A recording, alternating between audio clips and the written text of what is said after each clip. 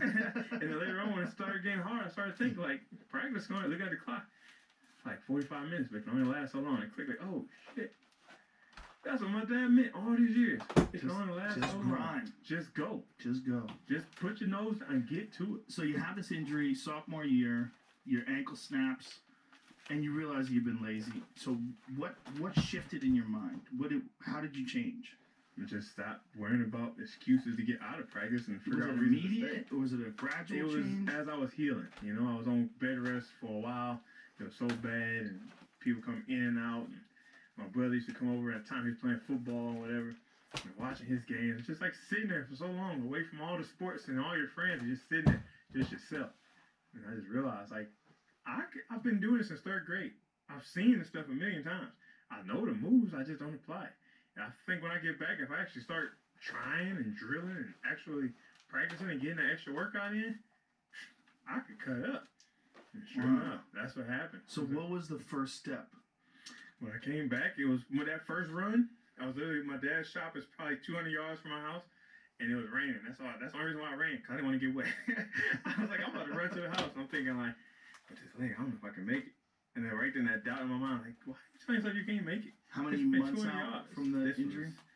I broke it in, January or December, and this was summertime, so it was long. Like, I had the cast on for like 5-6 months. So really? Yeah. And I went to air boot. It was 5 bad. or 6 months. It was bad. And then like right now I got the plate and the screws in there, but I broke some of the screws because I was like trying to move in a wrestling stance in my boot, and I slipped. My dad had the tile or the cement, and he had the little gloss over it. And I was washing the cars one day, and I was like, I'm just gonna in my shadow say, I don't know what. I slipped on the wet spot, and I slipped. I felt it, and 2 of the pins that go across my ankle had snapped. So I had to wait for all that to heal again. Jesus Christ! Yeah, it was a whole process. So I was laid up for a while. Pins? The 2, I still got the 2 long screws that they take out. They leave the 7, they go up the femur or the tibia, but the 2 long ones they're supposed to pull out.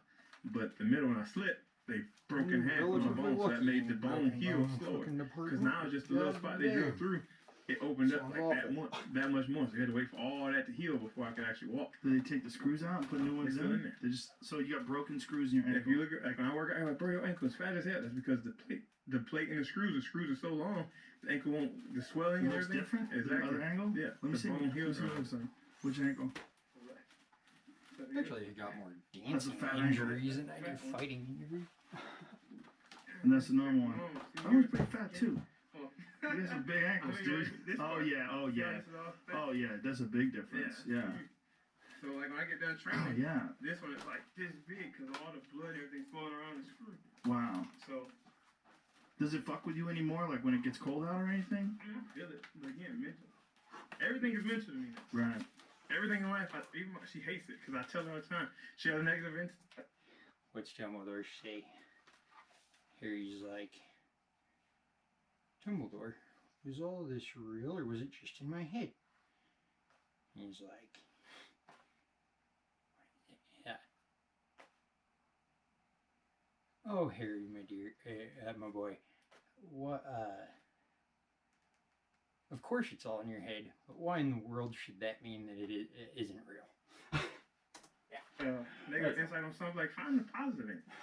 Like it's all in your mind, babe. You can make the best out of anything. You know, this happened. Like, well, you could be dead, or you could. Well, like it's always something worse. You got no legs. Like she got her car smashed at work. Somebody hit the side and tore it all up and had to go in the shop. It's like the windows didn't break. I was like, think about it. It dries and your windows ain't broke.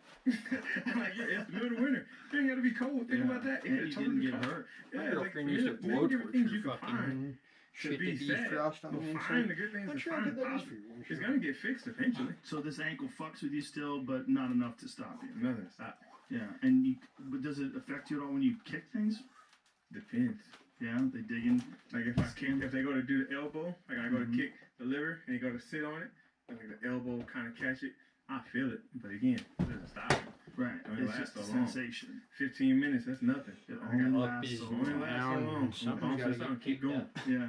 So you get out of the injury, you have the cast on you for 5 or 6 months, you realize how blessed you were to be able to move around, and that feeling once you get your leg back under you and start moving again. What is the changes you make? How do you start to move your life in this positive way? Well, after I made that first jog and I realized I'm good. Like at first I doubted myself, but I I made it because I told myself I can do it. I made it here. There's no injuries. I'm fine.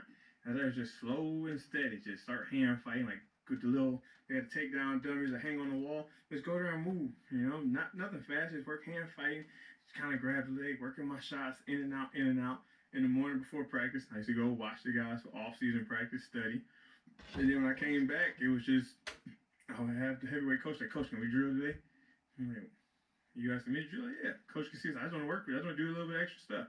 After practice, he'd work with me. Then the other coach would come work with me.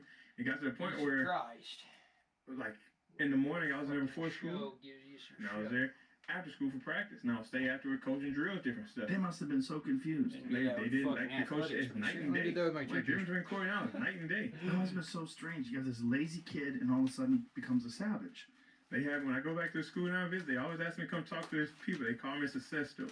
Not only was this, but I grew up in an area where there was no black, I was the only black family there. So we had racism my whole life.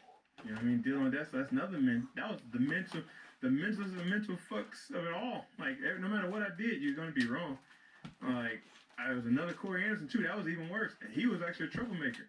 So when he would get in trouble, they would always come get me out of the classroom. Like, there was Cory, and I would get put, I'm like, I ain't even did it. I was a good kid. Never did nothing wrong. Like, I'm down in the office, and the principal walk in like, wrong Cory. I'm like, of course it's the wrong Cory. It's every time. I remember Cory Richard Anderson and Cory C. Anderson. I'm Cory C., he's Cory Richard. But they always pulled me in there. It was because there was only a few of us in my high school. And the fact that I never did drugs. Just like when we was on the ring, I said, I don't want to show a shit with you. I don't want to smoke. I never did drugs. I don't do none of that. I've been a good kid. But to deal with that stuff, I used to get pulled over for no reason. That is I had a nice truck, ST, and dropped to the ground with rims and speakers. I used to get pulled over. Me and my friends get put in cuffs and sit on the curb while I search the car looking for something. When I went to college, it was the same thing. Get pulled over all the time. The teacher would be like, every time you late for class, you say you got pulled over. Like, I was on the way here. Like, I'm serious. I have classmates that saw him. Like, no, he's telling the truth, Miss Starks. We saw him on the side of the road. Like, he always gets pulled over because nice vehicle, black. They always think it's something. You know, that's just where I'm from. So dealing with that and the mentality I finally figured out. Like I said, that's why when people doubt me, I think, I'm trying to prove wrong. Because I had coaches in high school. I won't put names on air, but I remember even when I was doing good, I knew I was doing good because I had to lead the team in sacks. I didn't start. You know what I mean? I lay the starting lineman out or beat this guy and this and that and this and that, and I never got the position or something was around it. And then when I came back after I made it to US, like, oh yeah, I remember this. Like, I ain't trying to hear that. The only coach in that high school I would say that believed in me was a wrestling coach, Marty Kaiser. Marty Kaiser made everything possible. It let me meet Dave Clem, who was my junior college coach, who led me to Russ Davies, who led me to Ben Askren, who Tim Fader, and everything. And I've been blessed with the people in my life that bring me to Frankie and Mark and Ricardo. And now I got like the ultimate people around me. Like my mom says, you've always been blessed to have a good circle of people. And the 1 year I had a bad coach in college, it's like my mom said, we didn't have so much good. Don't let this one coach defeat you. Now, I never forget him, Jason Valek. I'll put his name on the air.